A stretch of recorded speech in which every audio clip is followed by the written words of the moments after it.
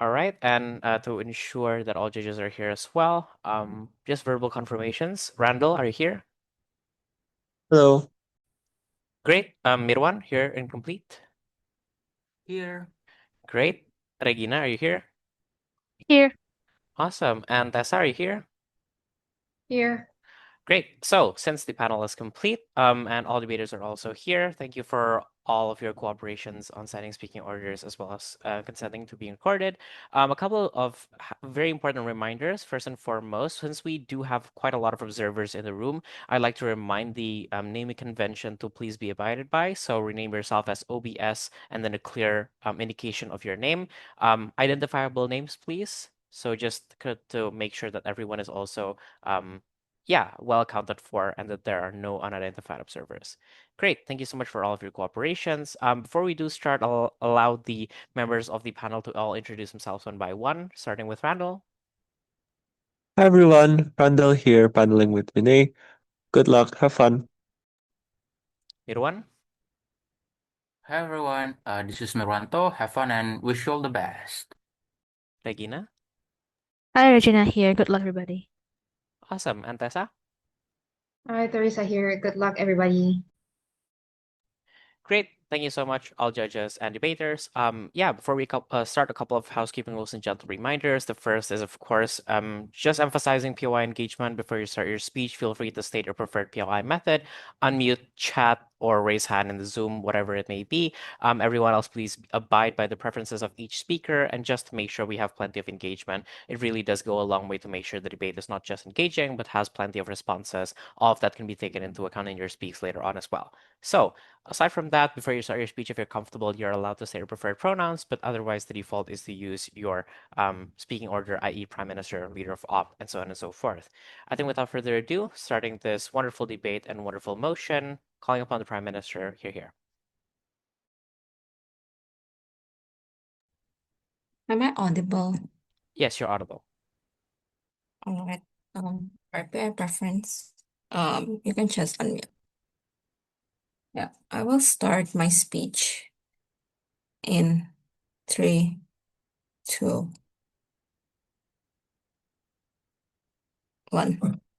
How does this doctrine look like in our side? Because we regret the doctrine of divine intervention, right? First, you are told that no matter what you do, it is fine because it is part of God's plan. God is are will allowing you to that to happen. And second, when something goes right, it is not because of your effort, rather it is predetermined by your God's will. And for example, if you are successful, then it is caused because of God and not because of your own ability. And third, when something goes wrong, it is also not your fault. You're not in the wrong for believing in certain things that is wrong when you do horrible things, because it is what God has planned out for you. Because so we regret this doctrine. We think the better alternative when there's none of this doctrine. It is that humans feel way more consequences in their action rather than seeing things as some things that are predetermined, right? So now let's moving on to our arguments. I will explain to you about two things. First, about how it will hinders responsibility from the individuals, and second, how it also justifies oppression for the minorities. Now, yeah, first about the how it will hindering the individual responsibility is that understand that the doctrine of divine intervention will then discourage people from taking accountability for their own action, because a few analysis on this is that because first, when people believe that God will reward or punish them, they will then always think that it is the outcome of the divine, not because their own choice or because of the societal structure, for example. And second, if someone then does something good and then they feel rewarded, they will then see some. Then they will think that it is thing that God's doing, rather than it's a consequences of their of the naturally, right? So if they fail or suffer, they can then just dismiss it as as it is a part of the gospel, rather than they then reflecting on it based with their critical thinking, and also or it caused by systemic things happening around them, right? So the impact is that in opposition, it will be bad, because then people will because what people usually feel is that if you do good things like helping others, making people to know the truth, or gospeling, you will then feel good. But then if you feel bad, yeah, you cannot find a scapegoat, right? So yeah, the impact is that first, this then hinders the accountability, because then for leaders, for example, then can avoid their responsibility for like the teachings that they taught to the people, or the teaching or any kind of like policy they made. Is now it is caused because the divine justified this for to happen. Like for example, God has allowed these things, bad things happening, allowing poor people to suffer, right? And then it will worsen, and it will increase more, because now people will now believe that their decisions are also caused because of like their religious teachings, not because of their rational thinking.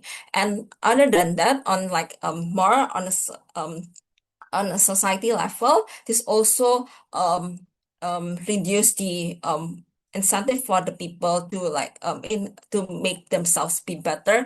And also this actual, and this will also decrease their decision making, because now they are less likely to learn from their consequences, right? Because all they do is God allows this to happen for to them. And second, moving on to our explanation about it justifies oppressions toward the minorities. Understand that the doctrine of the divine intervention has always been like historically been like used to like justify discrimination, right? And also oppression to happening.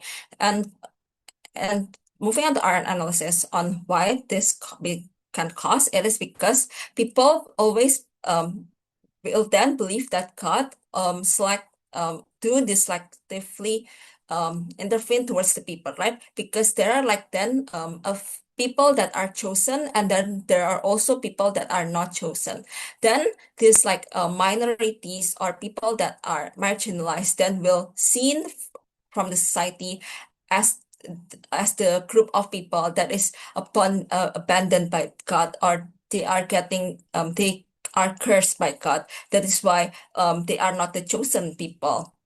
Then this thought then can provide justification for the any kind of like systemic injustice that is happening. Like for example, in the past, slavery has always been defended because they think that like for example, white people think that they're better than like other people, right? Therefore, they can like do slavery towards other people that has a darker skin tone than them, for example. And they think that it is caused because they are the chosen one, and it is and it is because of the God's will, right? Then the impact right now is that first it will deepen the structural inequality, and because and also it will then like allowing violence towards like these minorities, because they are not the chosen one, and therefore exclusion can always happen towards them. And second, this also will then creates like resentment towards the marginalized people, because now all of their suffering is will be seen as a proof of the divine, that the divine is not favoring them, and it is not because of the result of the injustice that is actually happening right with that proto propose. All right, we thank the Prime Minister for the final remarks. Gentle reminder to give and take POIs. It really does go a long way in helping the engagement of the debate. But yeah, without further ado, Leader of Opposition, floor is yours.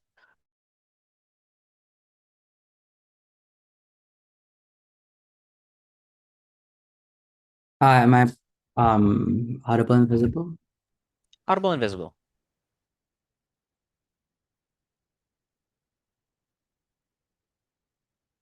Wait, let me just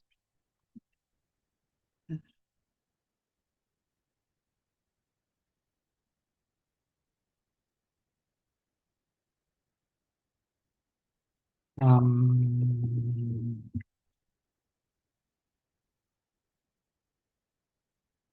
okay.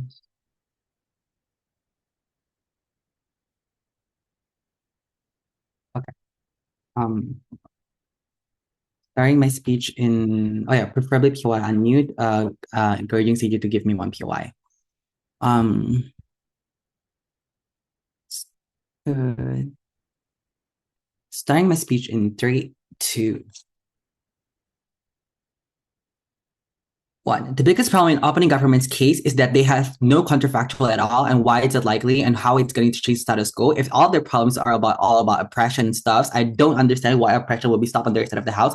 But secondly, this also evaluates retrospectively. This is not this house prefers motion. So I think religion to some extent probably can oppress, but I think can also be a source of contentment for lots of people, can also be a source of validation and source of like hope for lots of people as well to a large extent. I think the first thing I like to do as opening opposition is how to distinguish how both world looks like. I think doctrine here, I think specifically means dogma, right? In terms of how priests or monks interpreted the biblical scriptures towards the people. On the rest of the house, what on both sides of that, what is the distinction? First, they will glorify the authority of God in the intervening human affairs. That means there are huge deterrence if you don't follow what God wants. God is watching you and He's gonna intervene, or you need to give your life to God because you are nothing without God. And we're happy to define extreme instances like how you pay tithes, how you need to pay tithes every month, how you need to pray all the time, or even have to be guilty if you literally do the littlest sin in your life. On their side of the house, I think you will always advocate about free will. There is still God, but the interpretation of God intervention is necessarily less. And this most likely happen because of the narrative that you will glorify, you will be punished in heaven or hell,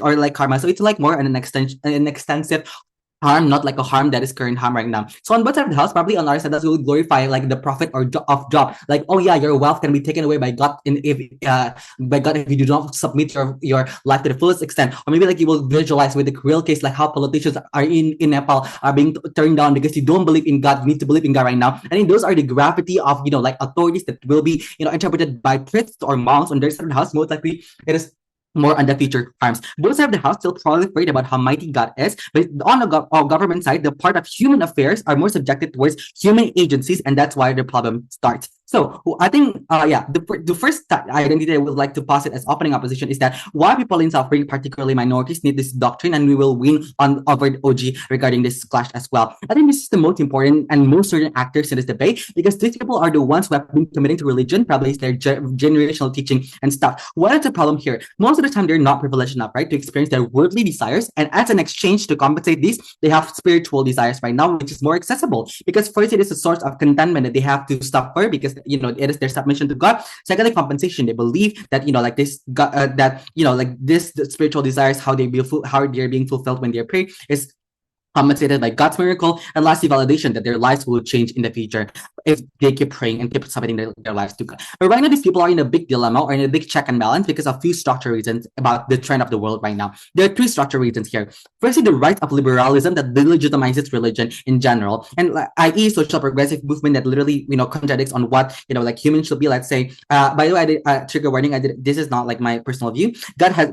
Secondly, people questioning why God hasn't come and how rapture is a lie, how the second rapture is a lie, or how leftist politicians or individuals who practice like more, like more liberal lifestyle are being on the trend right now and being normalized, i.e. wearing sexy clothes or like sharing your sex lives in social media and stuff. The second structural reason is about the rise of capitalism as well, right? Because they're suffering because of lots of government's capitalist policies, as well as the rise of right wing in major cities like in Europe or like in major countries like in Europe or in the US, like taxes inequalities being more severe, or like immigrants discrimination. But lastly, it's also the scientification of religion, right? Because scientists start the question about God's existence, and this is very, very massive, right? And like that's why like lots of atheism, because they cannot understand about why God existed, and this is most likely practiced in a daily life, i.e. why God has to be in three when he's like he's like God. So people are like people are questioning like lots of things, like why Jesus must be a boy when I don't know, like this Jesus is why Jesus doesn't have a wife, etc.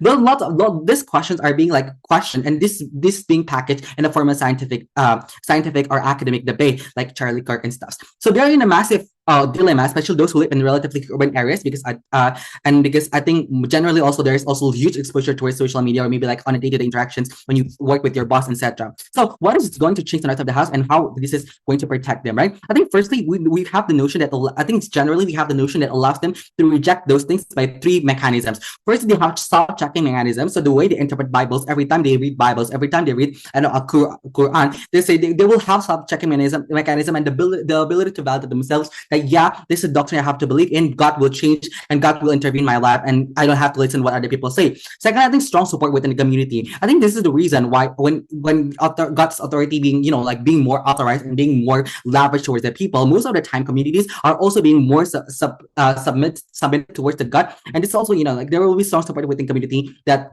can like support each other. On the side of the house, most likely these community members, if you want support the rise of like karma, like free will, or like a long-term harm of your religion, lack of religious commitment, probably lots of people who are in a dilemma being agnostic are starting to commit to religion less. But lastly, they're seeing religion's legitimacy, because every time you go to a church, priests and monks talk about it. How we protect them is because religion is the reason they survive. On their side of the house, people who feel these people are going to feel discriminated against, and they will feel like their source of contentment, which is religion, literally on the brink of failing, which is the reduces legitimacy of religion. This is very, very bad, and this is very harmful. Before I move on, I'd take the POI from CG. 1, 2, 3. Okay, no POI. Secondly, how do we check and balance privileged life? I think privileged people are more likely to conduct more bad action, and this is why we need to talk about this. And especially, I think we need we need money. I think firstly, they most likely conduct exploitation labor. Secondly, I think like they try to have power abuse, i.e., replacing indigenous communities for profit maximization incentives, or how they win legal lawsuits and compromise the law. I think why is the problem with the status quo, and why you cannot check and balance privileged people? Firstly, because you utilize narrative of heaven and hell that is too abstract and too far-fetched. On the other side of the house, people just tolerate the bad conduct that they did, because I can ask forgiveness later on, and especially rapture hasn't been happening right now. But technically creates a huge last commitment to religion with their environment, their lavish life, etc. They feel like they're powerful enough to live without God, and without God, that's why you create more agnosticism. They don't really commit to religion or not. On our side of the house, firstly, we break their echo chamber, their lavish life, because we tell them that prophet Job, even if he's like the richest man in the world on that time in Israel, or so, he can be his wealth can be taken away. That's why we're going to exploit more. But second, we create more commitment. That means we have more incentives for these people to actually to donate to these religion institutions, to engage with more people, because this is the way for them to actually be contented and be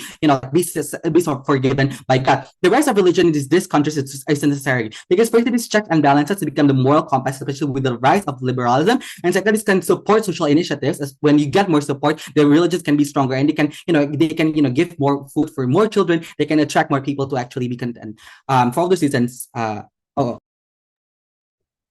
We thank Leader Fob for the final remarks. To continue the debate, Deputy Prime Minister, floor is yours. Here.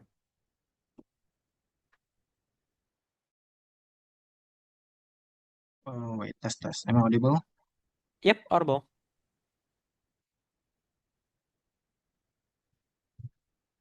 Bentar ya.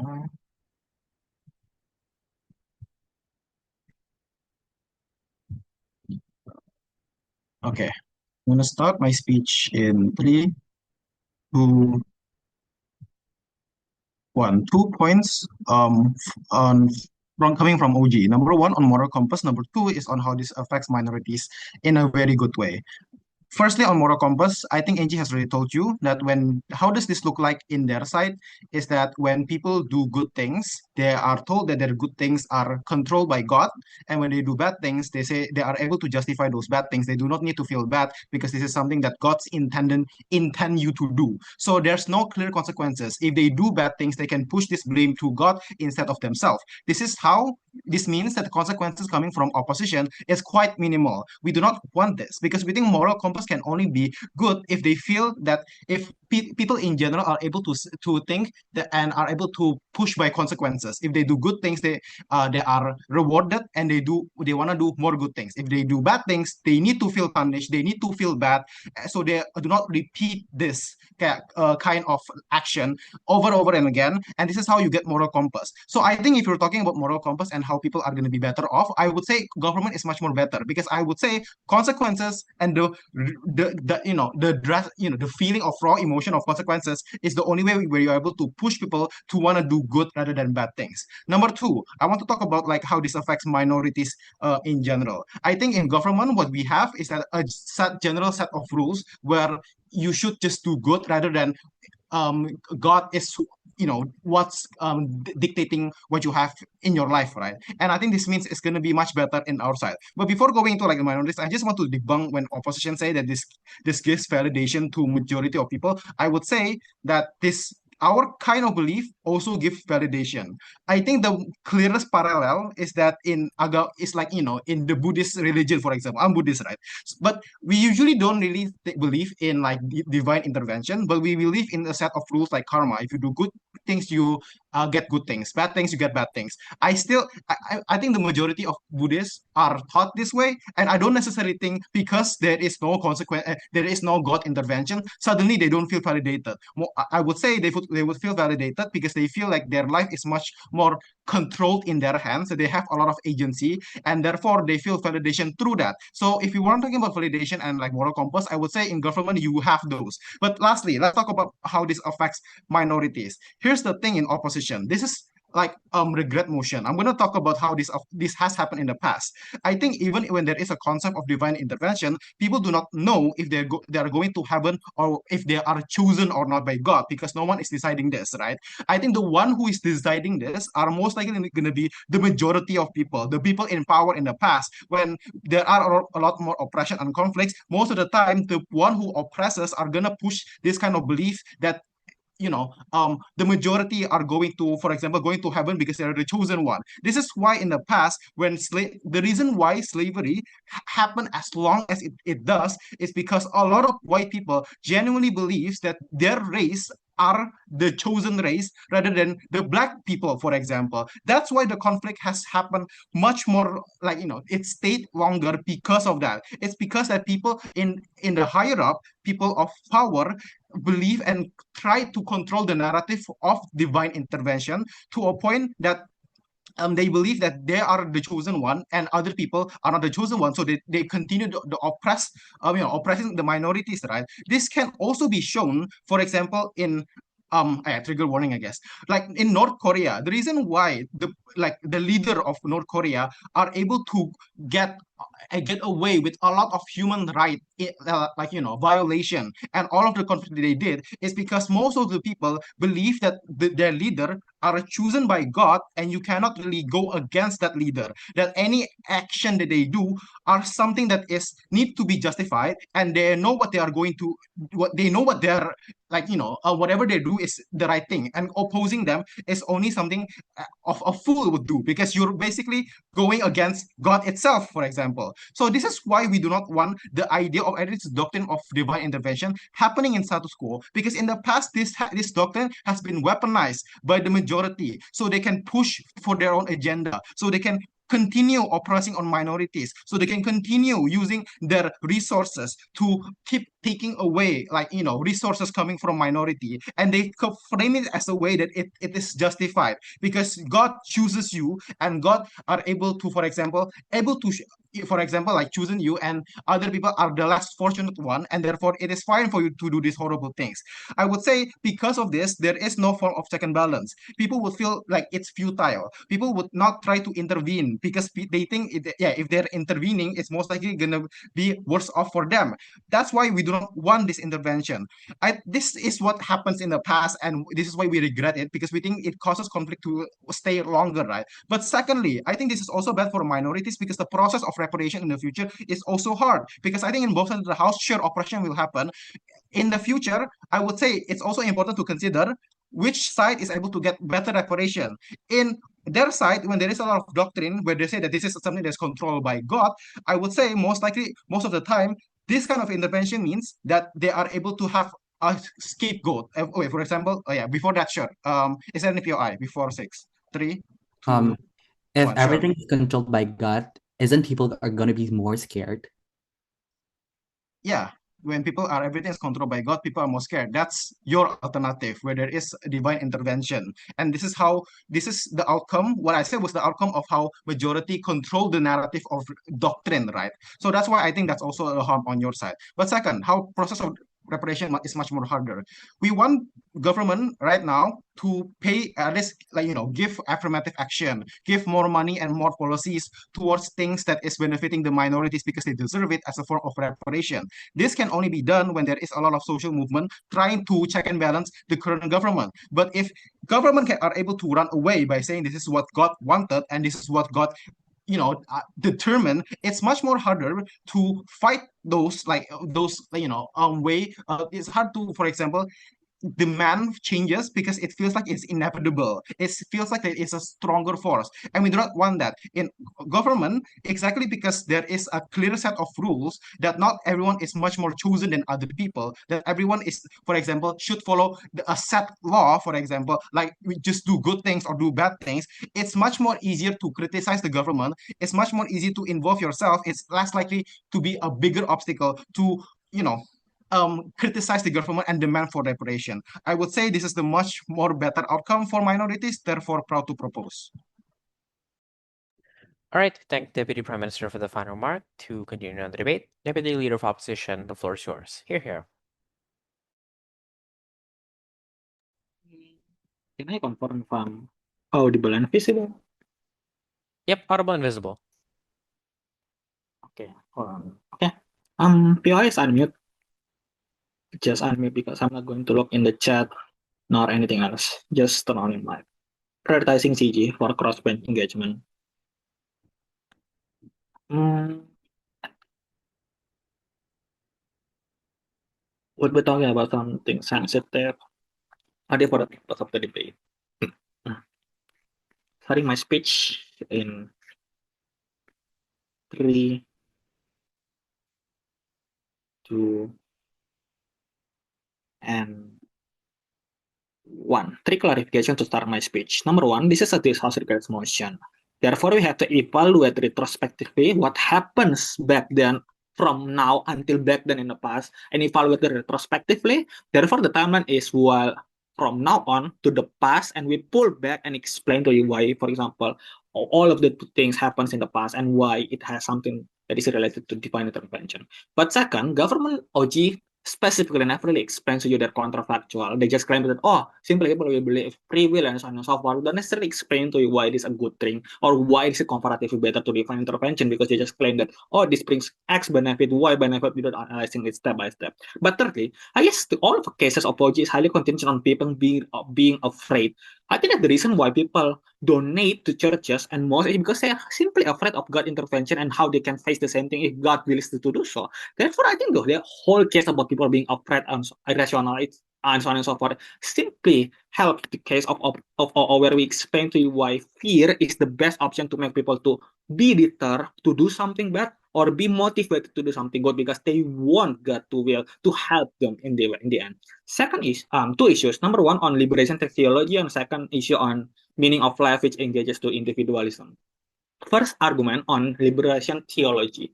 I think that this is a disaggregate motion. Therefore, we evaluate retrospectively, right? Which is the main burden of the debate. The parameter of not regretting under OO is simple.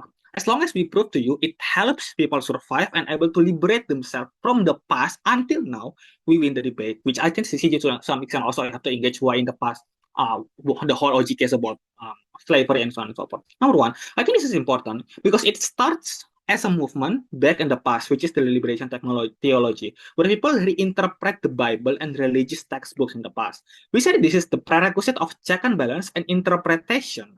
Because after Renaissance, people start to think more rationally and question the church authority. This is the mechanism of change under OO. Because people question what actually is the divine intervention of God and what is God's will, which is in a gray area. Then you probably do not even know, or people would eventually reach a conclusion that God is siding with marginalized or minority group of people to help them, and so on and so forth.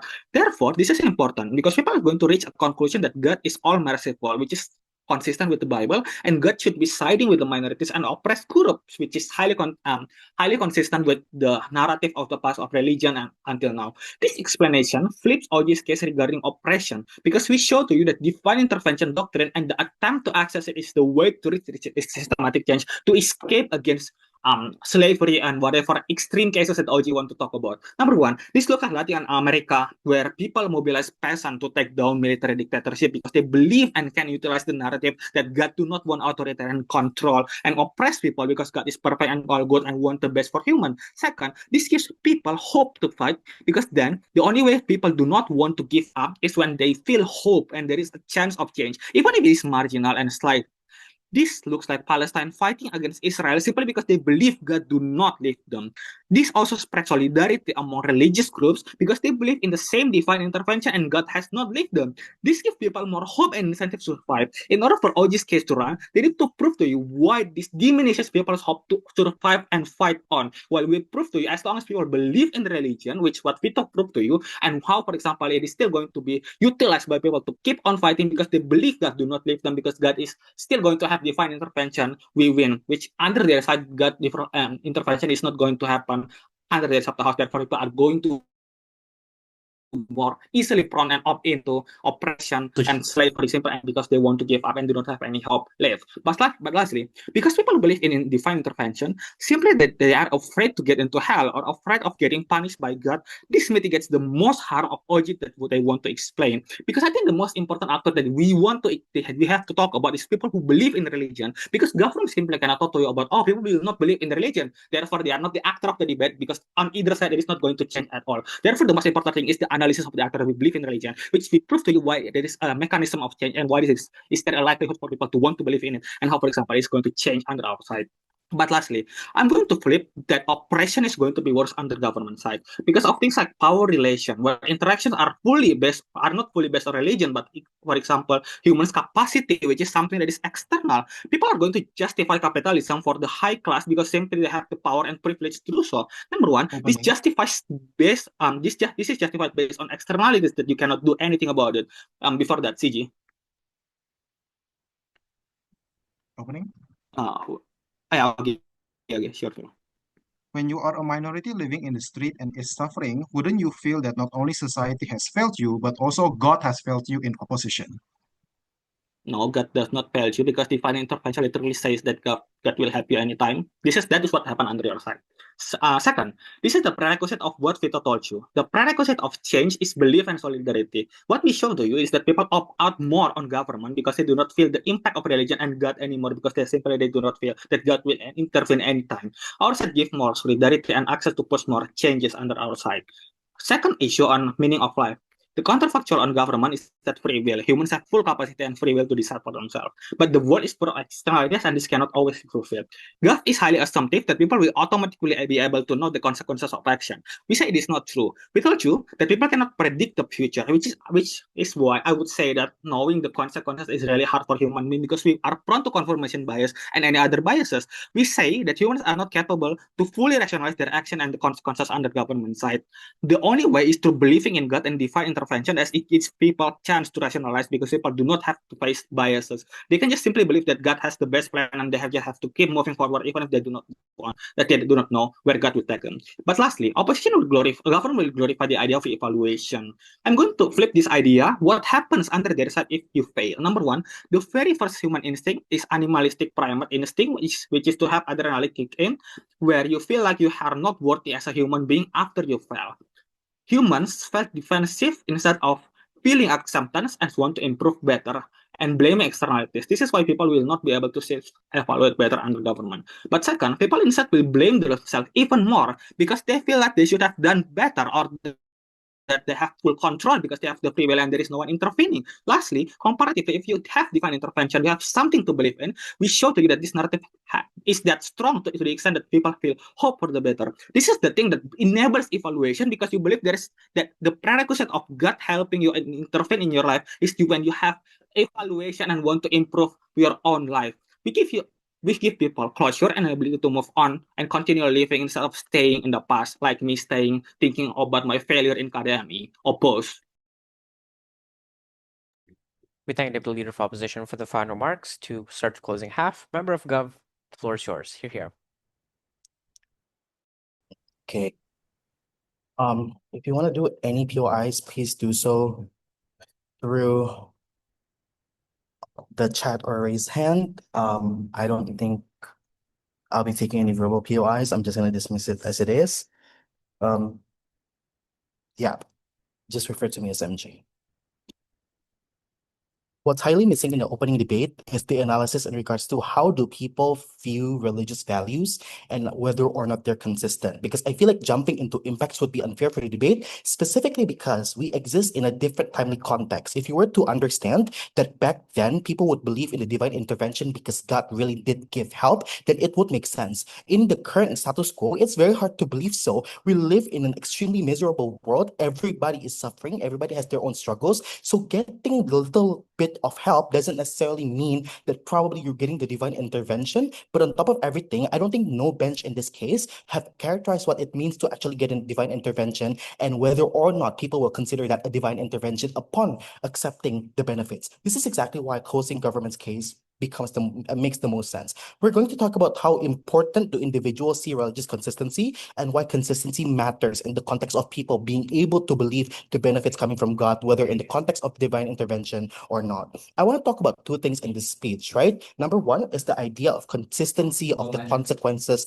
to humanity. I reject all premise coming from opposition bench when they told you that throughout the process of humans learning religion, what happens is that you constantly see people getting help from God and getting an active intervention. And this is the way in which you most likely will want to thank God whatsoever. If that applies before Christ, sure. But now we live in a world in which people have been taught a contemporary form of religion in which people perceive the fact that probably getting a direct intervention from God is something that is kind of hard. So this is exactly why we think eventually what exists here is that positive and negative consequences are portrayed as human-made impacts now in religion. This is what has been internalized for far too long in the civilization of human beings. The reason as to why, for example, one of the things that's constantly talked about in Islamic discourse is the fact that Nabi Lut was and his people was doomed is because he was promoting the idea of vulgar and sexual acts. But this is exactly why it's important to maintain the idea that that the impacts are always meant controlled and controlled by the actions of human beings. Because I feel like it drives humans to consistently believe in the fact that probably their actions can cause otherworldly consequences, irrespective of whether or not the outcome is for people to follow it. But religion, for the longest time, has been serving its purpose as a place of reminder and making sure that people are straying away from like the horrible consequences. So the only way in which people can believe in the fact that probably God is going to be angry is when you remain consistent to the consequences that you want to portray to the people. This is a prerequisite to any arguments coming from opposition in regards to closure, believability, whatsoever, because what you create in opposition is the idea of confusion. Why? People question this due to the fact that religion becomes inconsistent. So it is okay for me to not pray because God can suddenly force my hands and feet to make me pray and move magically because there's a divine intervention. This is not the way in which probably we want to portray it the best to the people, because not only does one divine intervention rarely happen and it's very blurry in the sense that there is no rigid explanation or definition of what counts as divine intervention. But number two, that's not the popular discourse, and it's very hard for people to believe in this context. But the second thing I want to talk about in this page is the idea of consistency of divine intervention. Let's assume that if divine intervention is a concept that truly exists within society, but why is it inconsistent and why is it problematic? Currently, the divine intervention is inconsistent. Human beings pursue different life conditions and they experience things on a daily basis beyond their control. Some people are happy today, they're unhappy tomorrow, but some people are extremely unhappy every day, and some people are extremely happy tomorrow. Things exist in a spectrum. So what happens then? People will blame themselves when they do not receive the divine intervention, probably because they think themselves as too sinful. They think themselves as people not worthy of God whatsoever. They question why they do not get help to begin with. This is where their hope loses, and this is where they feel like they are excluded from religion and do not feel loved, and they do not feel the power of God. Why? Because it's important to understand, or why is this harmful? Two things. One, it's important to understand that contextually, not everyone has the most fortunate life to be able to be granted the access to gain luxurious things, because people exist in a birth lottery spectrum. So not everybody will have a lucky day, right? Not everybody will be able to get the good things randomly in life, because probably a child in their house does not have a privileged parents to give them gifts every now and then. But number two, the reasons to why this is also harmful is because people feel like they're stuck and they cannot control things. And the most harmful impact here is that people feel like they live in extremely unfair circumstances where they cannot do anything, specifically because the divine intervention hasn't come yet. Opposition's benefit is contingent upon people experiencing greatness, divine help. Why? Because God is characterized as almighty, being can bring all benefit to the table as someone that is extremely wealthy and mighty. This is why most likely it's going to be very hard to believe. The accessibility towards narrative becomes something that's extremely hard to believe, because in order for you to be saved, then most likely you will have to wait for a day in which you can get saved. This is where people slowly lose their hope at the end of the day. But absent the doctrine of divine intervention, what are the few counter beliefs and why is that important? One, I think what you consider at the end of the day are your externalities, because there are things happening outside of your control. Perhaps you cannot control anyone, and this is exactly why a lot of the things that happen towards you are things specifically that you cannot control, and that is completely fine, because everybody probably experiences externalities in comparison to the narrative of everybody, or everybody getting a lottery of divine intervention. That's just something that's not believable on people, for people on the gray area, or people who do not, for example, or like people who subscribe to religion, and believe that God is going to be almighty and equal. But number two, I think it is an individual skill that probably needs to be honed, right? So individuals are motivated when they fail or they don't get something that they want, exactly because they understand that in a lot of these contexts, they know to control themselves. And this is the, human being capacity to understand that they have the ability to control themselves. That is exactly very important to understand in the context of consistency of divine intervention, because this is only the prerequisite in which people realize that they have the capacity to act upon things when they realize that divine intervention is not consistent, and you have to be able to push for changes in society because it's not consistent. Why is consistency the most important contribution? One, this is a prerequisite to any arguments in opposition in regards to closure and protection of religion. It is only when it's consistent and you constantly tell the same narrative to every single individual that you give them the belief that God can be the face of wrath and the love. But number two, we protect the followers, in which I think it exists in religions exclusively. Like in OG, social movements exist irrespective of religious belief, I guess, because like human beings push social changes due to the fact that they have empathy and feeling of relatability. Religion is a very exclusive topic. We win in OCG. We tell a member of Gov for the final remarks to start CO's case. Member of Op, the floor is yours. Here. Check, am I audible? Yep, audible. Okay, for POI, just drop it on the chat box. None of the things I said in this debate represent my personal view. Starting 3, 2, 1. People believe in something not because it is factually true, but because it is more beneficial for them. For example, Muslims visit Kaaba or Catholic visit Lourdes when they are seek healing. It's not because it's empirically proven to heal you, but because it gives you peace. So insofar as we can prove to you that this divine intervention can give peace to people, regardless of it really happens or not, then we're already above CG. But several pieces of contextualization before I move on to my substantive. Firstly, just want to give you the likely counterfactual on their side. It's like going to be doctrine of free will, where God do not involve in our decision making. It's purely our own decision and whatsoever. When it's a doctrine, it means it's going to be a codified system of belief, which means several things. Number one, it's going to be taught in religious institutions through teaching, scriptures, practice, and etc. But second thing that is unique from CO that's going to make many things on O because like they have huge claims talking about hope, changing, minimizing the oppression and everything. But insofar as they never mechanize how the traits of certain doctrine is, their case basically cannot run. So how is it adaptable to experience? If you face something good, people will say that oh, God is there. God helps you to prove the divine intervention. That's why you can feel good things. But if bad things happens, there's also divine intervention in that case. For example, God frame it as a test or as a mysterious will that you can understand later after 5 or 10 years. Or even when you're not a successful individual, when you're living under a poverty, there are narratives saying that oh, you find blessings in everything near you exactly because of God's intervention, like how you still have your family like united and whatsoever. These kind of things are exactly the form of divine intervention that's going to exist. It's basically mechanized all of O's case regarding hope because they never actually explain how hope will exist. But thirdly, I think other narratives that exist, that this debate does not exist in a vacuum. For example, it's gonna most likely coexist with things like, oh, God helps those who help themselves, or the narrative of ora et labora in Christianity, or ikhtiar and tawakal in Muslim. It is that the divine intervention is not something that you will automatically obtain, but it's something you can obtain if you do something good, if you have tried to do something. So this basically dismisses many of OG's analysis saying that, oh, people will not evaluate, because insofar as people want to make sure that they do their best, that they are that they do both ikhtiar and tawakal, people will still evaluate because they want to ensure that they have done everything in their power, but they leave the rest to God through divine intervention. So this concept is unique to tackle OG.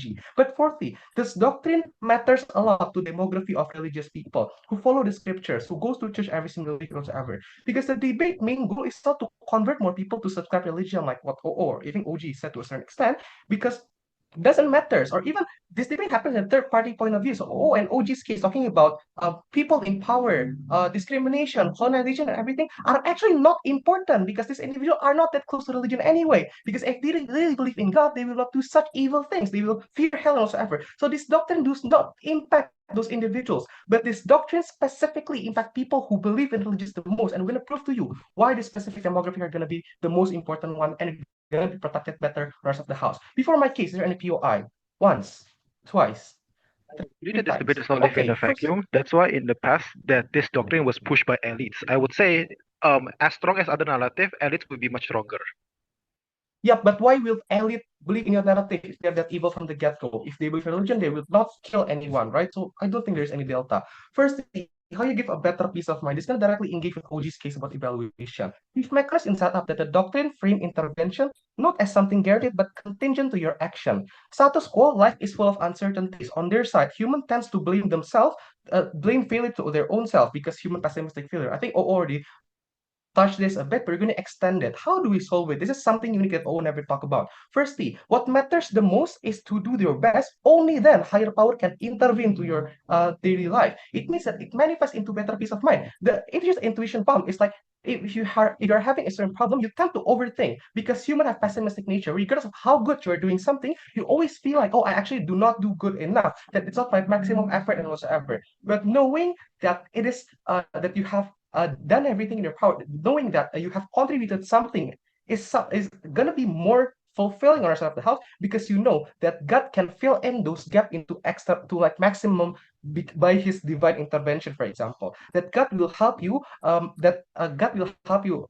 This feeling of God that help you will matters a lot to you to calm you down in instances where you're overthinking and whatsoever. This does not only impact the poor individual, but it impacts huge amount of individual because it's a common issue for people to overthink whether I have done enough or not. So the feeling that God will intervene is a sense of peace that are unique on the case of closing government. But secondly, in case of your failing, you will feel that God also intervened in that case to provide a better plan for you in the future. It makes you like bouncing back becomes far easier, right? Because you do not spend so much time trying to blame yourself and do stuck in all of those evaluation that OG keeps on talking about. But thirdly, when you are traumatized, the feeling that God intervened and allowed it to happen soften your trauma. Arguably, it's far easier for you to accept your grief and to bounce back exactly because you know that it's part of God's plan, that God has prepared something good for you in the long run. Why is it important in debate winning? Because number one, it creates a sense that God is far closer to you as an individual, that He is there to guard you on daily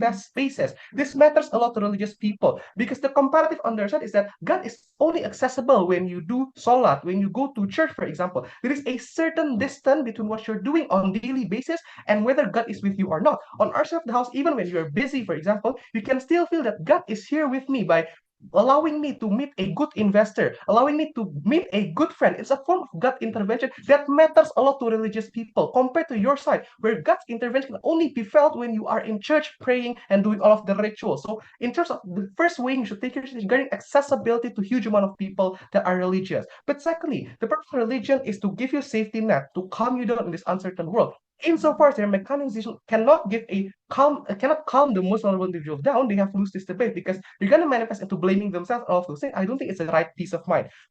Ways above opening opposition because doctrine massively impacts religious people. This is the most impacted actor that weighs a lot in this debate. But on minority, it also gives them the chance to have a sense of dignity. Even if the world ignores us, God are still close to us. There's a hope that He did not leave us. It matters more than any contribution in this debate because I think OO relies on them doing a revolution and everything, but it is not one dimensional to the revolution because even if the whole country is Catholic, there's no certainty that you will actually be able to coup the government, right? And there's no certainty that the people in power will suddenly believe to your doctrine of religion. But the most important benefit is to make people have peace in their mind that it's okay that I'm living that I can feel a sense of peace even when I'm living under poverty because I still have my friends, I still have a support system, and this is a better purpose of religion fulfilled because you can make them feel more certain and calm down. So this case is the most important thing because it also weighs above OG because of their case about minority is uncertain. They need external factors on our side house about peace of mind that is more certain for all individuals. Proud. We then the member of opposition for the final remarks to close government's cave. Gov Whip, the floor is yours. You're here.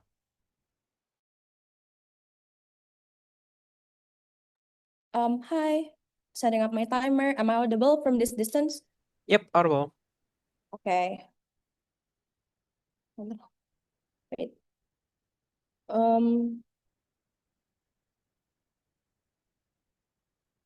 Starting my speech. POI through raise hand. Starting my speech in 3, 2, 1. I think Rizky is already pretty clear in explaining our identity, which is we regret the narrative of God's intervention because it creates inconsistency within the teaching of religions and the consequences to the people in itself, right? I think I'm gonna add the substantive analysis on that in the form of engagement towards each band. Firstly, engagement towards closing opposition. Closing opposition try to minimize the burden that the divine intervention don't have to be true.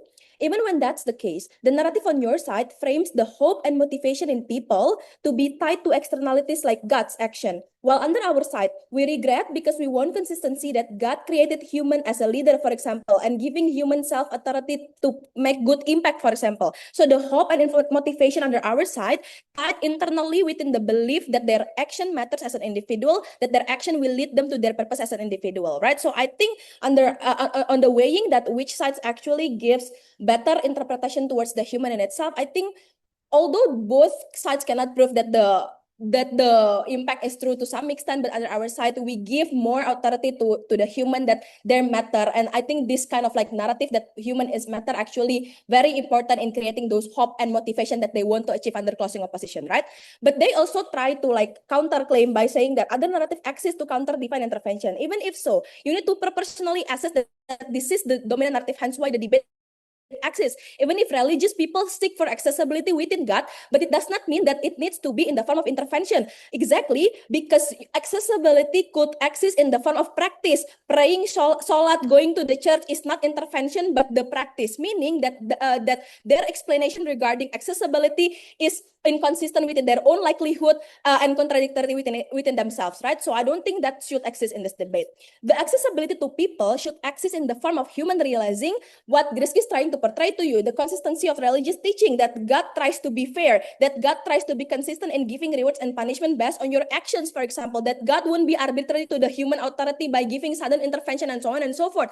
I think this kind of like accessibility and relatability towards God human relationship under our side of the house is far better, because human realize that God is fair, at least under our side of the house, in comparison to their narrative, right? But let's extend this case into engagement towards opening opposition. I think opening opposition plays in the idea that the narrative is good under their side, because they create a fear-mongering narrative that individuals and humans don't have control over their decision and their action, that whatever they have done in their life could suddenly be taken away, right? Which this kind of narrative in religion is exactly the reason why people hate God. People leave the religion. Fear in religion is not a deterrence. It's a form of oppression towards self-authority, which is inconsistent with the idea of why God created human being in the first place. That's why people don't like being controlled excessively in the form of intervention. Their benefit of like God's intervene poor people and make them rich, God intervene minority oppression will only work if and only if opening opposition could provide a set of analysis why intervention will always be fair under their side, right? If you want to cherry pick portrayal, exactly, people question God's intervention in the case of Palestine. Why did God do not intervene them? Why did God wait so long to intervene? If we buy their narrative, the people in war will stop in oppression. People keep on questioning. But under our side, when we regret the narrative, what we envision is that the reason why people keep on fighting is the fact that they realize if they want to achieve something, they need to fight for it, right? Because that's the reason why God created human, which is to lead, to have authority, to be the khilafah, and so on and so forth, or the people, or like making an impact within this cruel world, and so on and so forth, right? So we think that's exactly what Rizky trying to portray to you regarding the consistent belief of teachings and consequences perceived by the human being under our side of the house, right? So if the concern coming from opening opposition is that they want to counter the rise of people being atheists, it's gonna be worse on the side of the house, obviously, because people hate to be controlled not only by God that is not seen by the human, but by the human itself. Besides you don't like being controlled. The idea that they support fearmonger without any explanation why it's gonna be a fair intervention, creating worse impact on religion under their side, right? Because even if we think even if humans have some internal check and balances that opening opposition never also explain to you, the fact that the narrative exists discourage individuals to even think of taking actions, exactly because they're already fear-mongered, which is affirmed by the opening opposition, by the inconsistent narrative that they do not lead their own lives, that they do not have self-authority over their own actions under opening opposition, right? That's why Rizky argument makes sense to you. When we regret the narrative, we regret it because it creates inconsistency between the teachings and the consequences. Under our side, the narrative leads to the narrative that when we regret this, people believe that if you're good people, even if your surroundings are evil, for example, your good actions will lead you to rewards because rewards and punishment should be fair to and curated to individuals instead of like sudden intervention and so on and so forth. It creates motivation for people that even if their status quo is bad, their actions could always change the status quo to good. But under opposition side, what happens is that when you have divine intervention under your side, even if you do good, doesn't mean you will always experience good thing, or even if you do bad, doesn't mean that you will experience bad thing as a consequence and so on and so forth. That's why you do prosecuted and so on and so forth. You see unsolved murder cases because the serial killer, because the God didn't intervene in catching the serial killer and so on and so forth, right? Moreover, I think Rizky's unique characterization is that we cannot promote and push for a narrative of religion that treat individuals like a Russian roulette. You never know when God help you. You never know when God push you to the edge and taste you for suffering. This is unfair, not only because it's arbitrary, but because it pushes people to hate God and leave God, right? I think this debate is not about which side could actually achieve an impact like happiness of individuals and so on and so forth, because just the fact that closing government achieved the idea of motivation by providing consistent narrative within the religion, we already win because because motivation is the prerequisite for human to live, for human to go for miles to worship God and so on and so forth, right? Regarding opening government, I think accountability is very unclear, right? Because they have no positive analysis why under their side it making God always the scapegoat will achieve accountability under opening government. On the issue of operation, I think it's also very simplistic because operation not always tangibly related to religion. You can oppress people because of economic background. You can oppress people because you just don't like how the people look, for example. I think that's also a very in exclusive and symmetrical debate on the opening government regarding operation, if the concern coming from DPM is that how the narrative might lead to elitism, justifying operation, and so on and so forth, I think criticizing the government don't necessarily exclusively happening when in this debate when we don't have the divine intervention narrative, because on both sides, on each benches, we have social movement, we have like law and order, we have anything that could make you criticize the government and so on and so forth. But I think opening government operates in a setting that is very different in comparison to any of the other benches. So that's why I think OG and CG should proceed over opening government. Very proud to propose. Right, we thank the government whip for the final remarks. To close the debate in its entirety, opposition whip, the floor is yours. You're here. Hello. Am I audible? Sorry. Yep, audible. Hold on, test. Okay. Just let me know if suddenly my voice is gone. I'm using like my phone and laptop simultaneously. But POI is through chat. Right. So, minum dulu sebentar.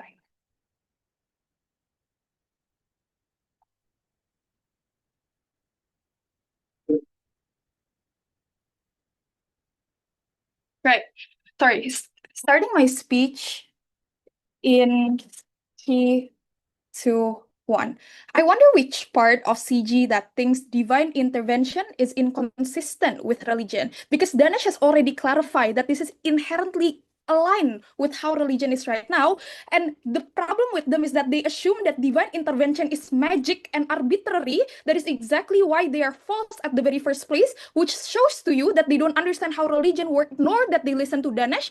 And all of the teams inside of this debate basically doesn't mechanize how does divine intervention looks like in the status quo, who get the divine intervention, what are the prerequisites. We are the only team that tell you that this is something that is not arbitrary. How does it look like? I'm going to remind you, judges, that divine intervention is not arbitrary. As a devoted Islam, I've already seen how it is being taught that it requires a lot of effort, that divine intervention will not come to you in some sort of like magic because you need to work for something. Or secondly, it looks like faith because you need to trust God in order for you to receive mukjizat. This is what happens in Prophet, for example, that they are sick, but they pray and go to doctor and whatever so that they can get the divine intervention that is healing. So what I'm trying to tell you is that it doesn't happen in magic. Not that people doesn't pray, people that deviates from the rule of Islam suddenly will get the divine intervention. At what CG say, we see that this is basically false.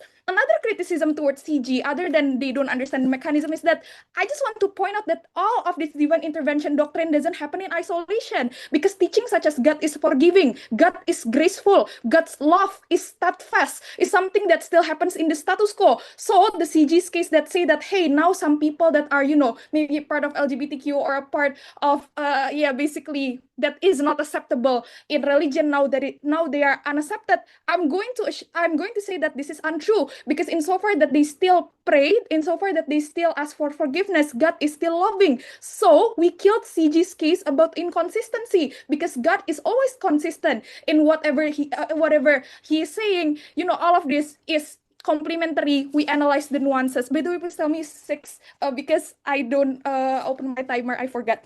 But anyways, let's try to weigh us then. Why our case is going to be better off. What does it look like in our side of the house? In our case, you are going to breathe God. How does it look like, right? You're going to understand that God is always with you, but you need to do the work. So this incentivizes people to be the best version of themselves, and it doesn't incentivize people to not to be effortful, because we think that living in status quo right now is already hard enough. So you're still going to work, you're still going to study, you're still going to you're still going to debate competition, for example. But the difference is that you know that whatever the result is, because life is uncertain, you're going to fail, you're going to lose the job and whatever, you're going to be content with the outcome. This is something that happens only in our side of the house, that basically makes us on top of OO, because OO's case is basically reliant on the outcome of us always being successful, that God always intervenes in the best way, that we're going to be successful all the time. We think that the moment that you breathe God, that you understand that divine intervention is likely to exist, that God is always remembering you, we think that this contentment is something that is exclusive. So how does this further impact, and why does this best in our side of the house? I'm going to be telling you firstly, in our side of the house, it is going to make you feel that your effort wouldn't go unnoticed. This is exactly how God being consistent, because you know that even if you fail NOVED, for example, you know that good thing is yet to come because your effort will not go unnoticed, because God knows that he will intervene in sometime, maybe another competition or another job and whatever. So more consistency towards God's faith that your effort wouldn't go unnoticed will happen.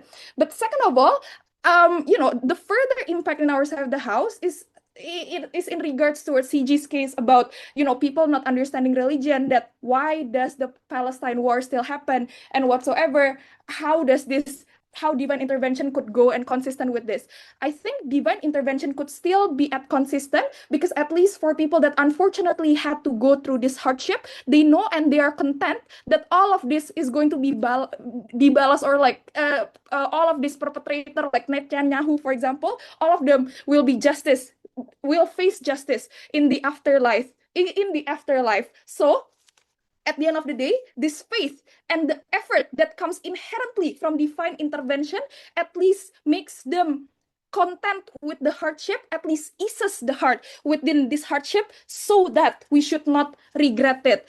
Right. So that's my case in regards towards closing government. But let's try to analyze like why eventually we are over opening government, right? Because opening government tries to frame that God intervention is always cruel, that God intervention is always slavery. It's always going to be look like like authoritarian regime in North Korea, for example. I don't think that all of this is fair, because there's no delta to be debated on. This is going to be very hard for opposition to debate under that. With all of my mechanism and Danish mechanism that tries to say that all of the intervention going to look like you going through effort, you're going to be giving all of your all, and there's faith, I think God intervention could also be good. It looks like making you at ease within the hardship.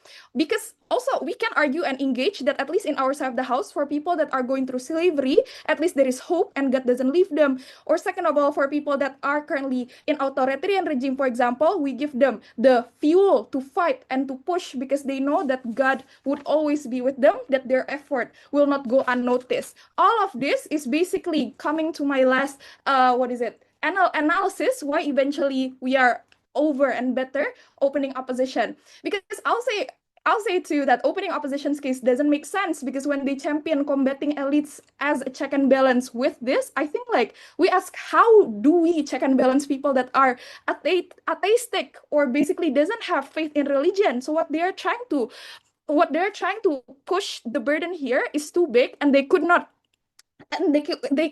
fulfill their burden at the very first place.